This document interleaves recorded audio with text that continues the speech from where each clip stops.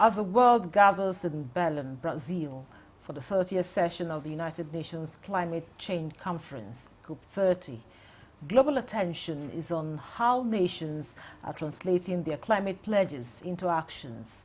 Nigeria, Africa's largest economy and a country highly vulnerable to the effects of climate change, has unveiled an ambitious plan to reduce carbon emissions, strengthen climate resilience, and tap into global climate finance opportunities ahead of the summit. President Bola Ahmed Tinubu approved the adoption of a national carbon market framework, the operationalization of the Climate Change Fund, and the restoration of the National Council on Climate Change to the federal budget line. Vice President Kashim Shettima is currently representing the president at COP30, where he is expected to deliver Nigeria's climate action address and participate in high-level engagement on climate finance, forest and biodiversity. On the program Nigeria Today, we'll take a closer look at Nigeria's action plan for COP30, what it means for our environment, our economy and our future as a nation committed to climate action. Thanks for joining us on the program. I am Eucharia Clinton.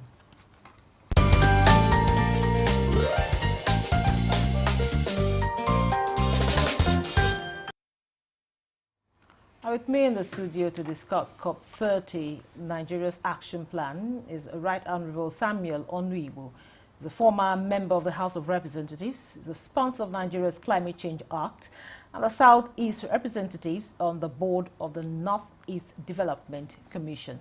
It's a pleasure to have you in Nigeria today. Thank you very much indeed. Good evening, viewers. And also joining us via Zoom is Dr. Sadatu Umar Baba.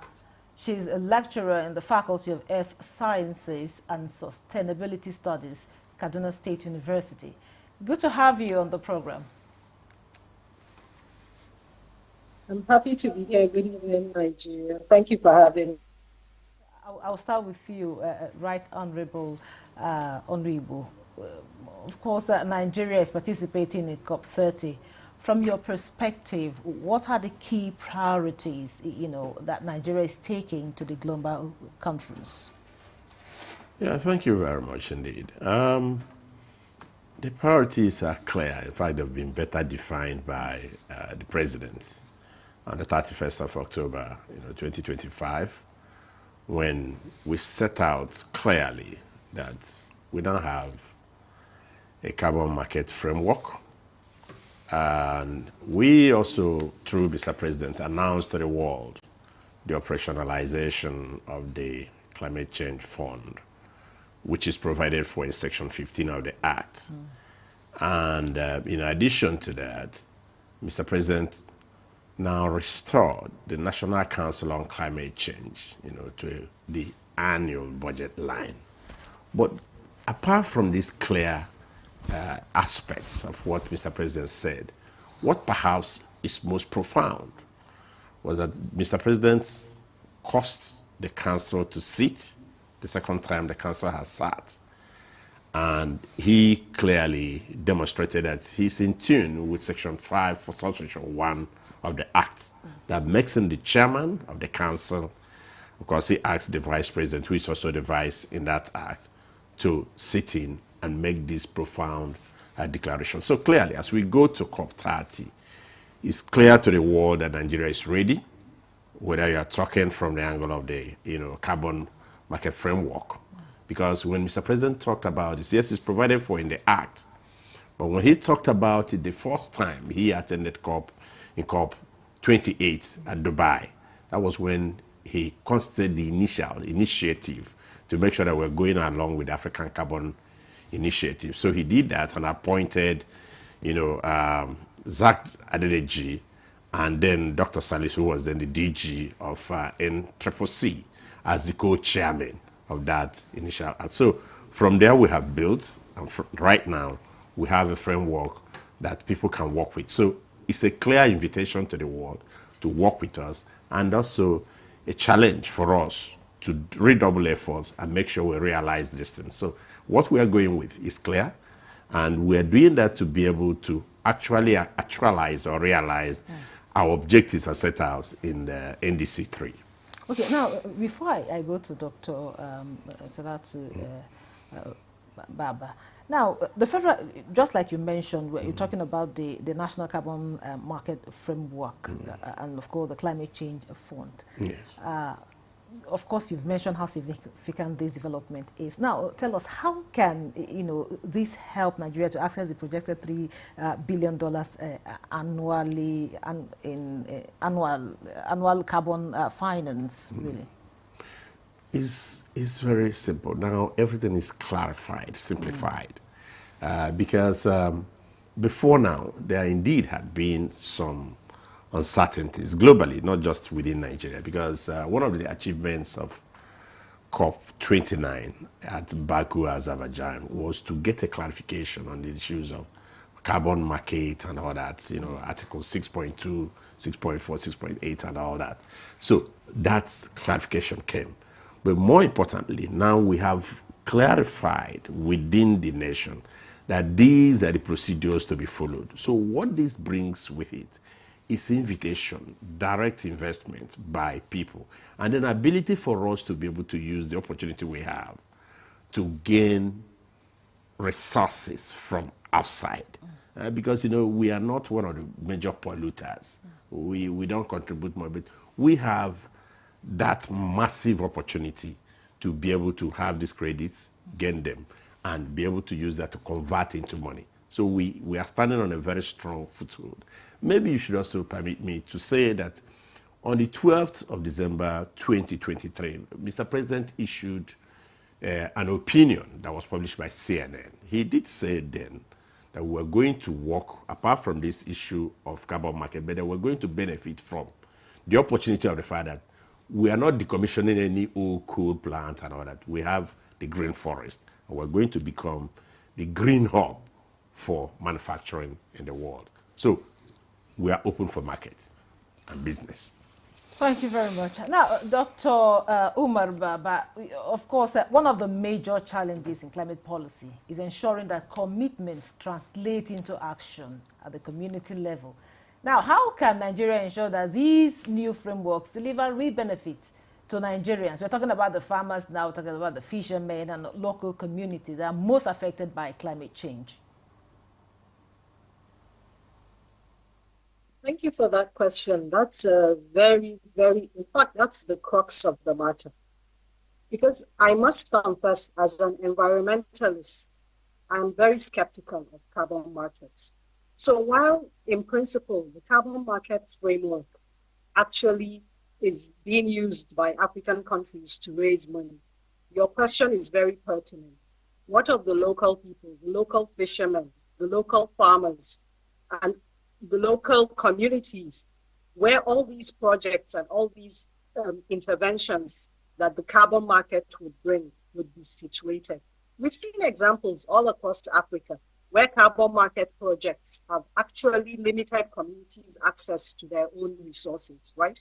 Because many of these, so far globally, many of these carbon market projects are actually land-based. And much of the money does not trickle down to the local communities, who are the people who are most requiring of these resources to adapt to climate change. So Nigeria needs to approach this with its eyes wide open, while actually acknowledging that many environmentalists believe that carbon markets are actually a distraction. They're market-based instruments, right?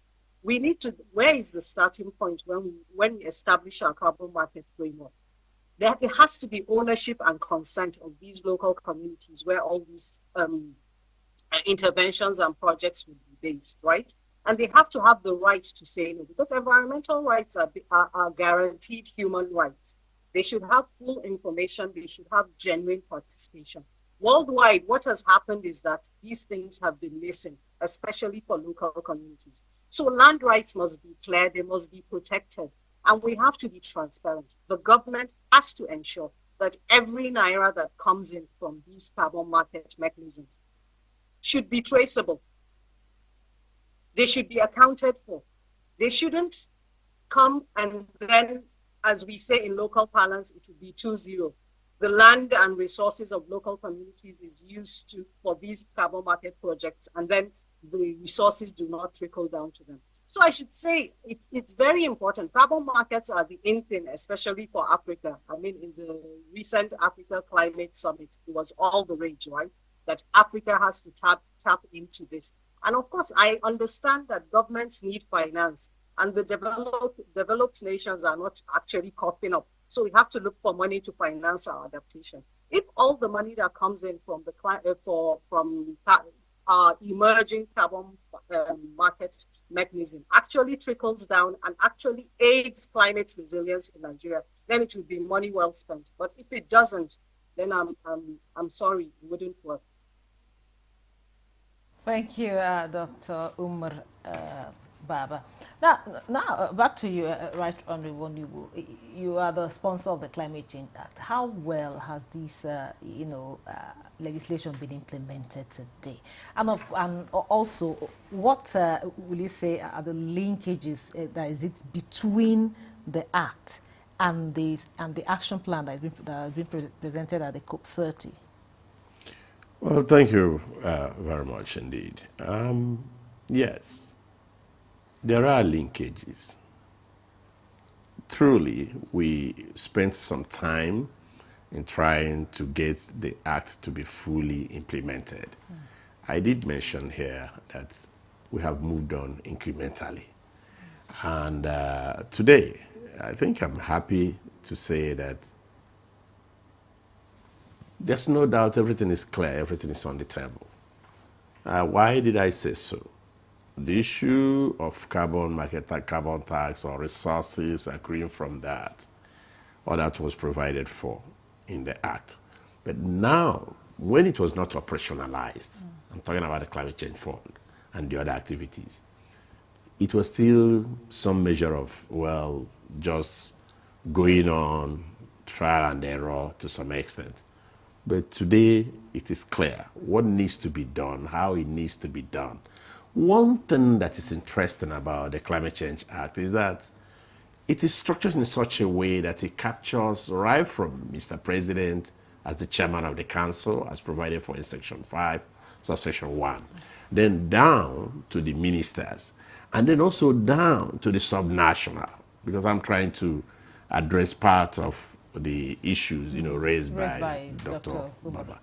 So the structure of the Act is that you have the president as the chairman of the National Council on Climate Change. In his absence, the vice president presides, just as we witnessed on the 31st of October. And then you have ministers, environment, agriculture, petroleum, women affairs, of course, and the rest of the mineral resources or solid mineral. And then you have also the CBN governor, the Minister of Finance and all that. But then you now have the chairman of the Governors Forum. In addition to the chairman of the Governors Forum, you also have the president of Association of Local Governments of Nigeria. Then you talk about women in their rights, not from the ministry. Talk about the youths, and you talk about the private sector. So the point I'm bringing out here is that in the process of implementing the Act, like I said, it's been a bit slow, but right now things are being put in their proper shape. And if resolutions are passed at the council, the chairman of the Governors Forum has a responsibility to be able to convey whatever resolutions that were adopted to his colleagues in the Governors Forum. And the same thing with the local government. So in terms of linkages, yes, different provisions of the Act are now being implemented stage by stage. For instance, it was difficult for the National Council on Climate Change to have funds coming to them from annual appropriations. But today, that has been strengthened, that has been corrected.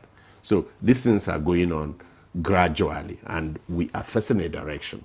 We have made some progress, because I recall that when I was appointed the chairman of House Committee on Climate Change, it was like, what the hell are you talking about?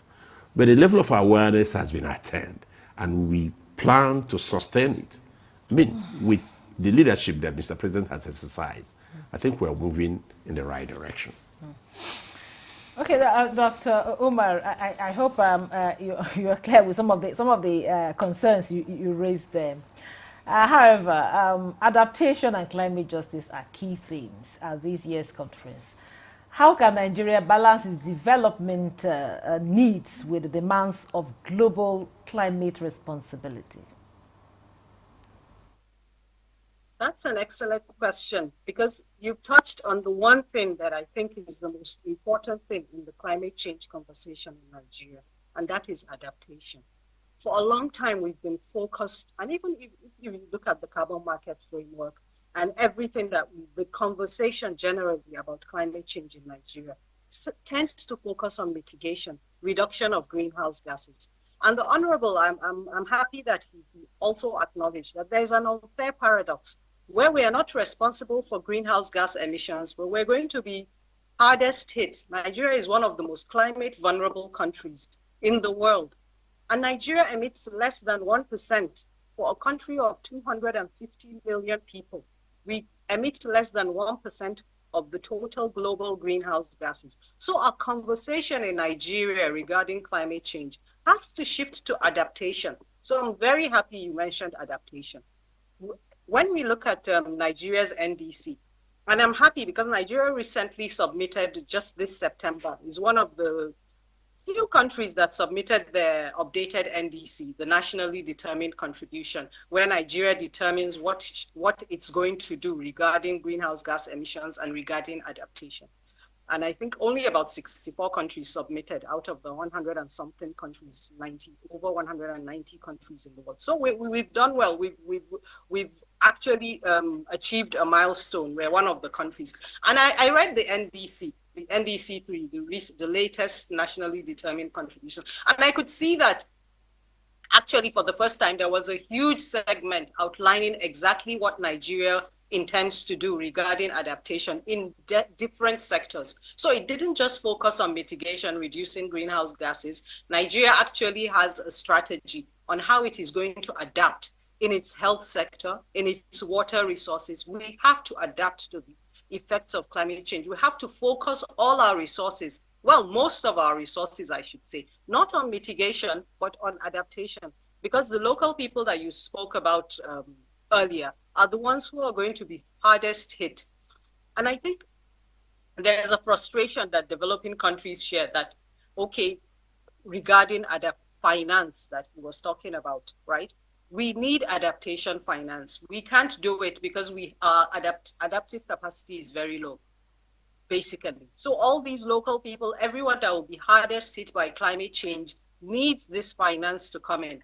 I am still skeptical that carbon markets are the best way to bring this finance in. I would think when we're talking about climate justice, that actually the onus should be on the developed countries. I know they're very, very reluctant, but I guess Africa can come up with its solutions on how to build our resilience. So adaptation is very key. I agree. It ties back to when we talk about balancing development and climate responsibility.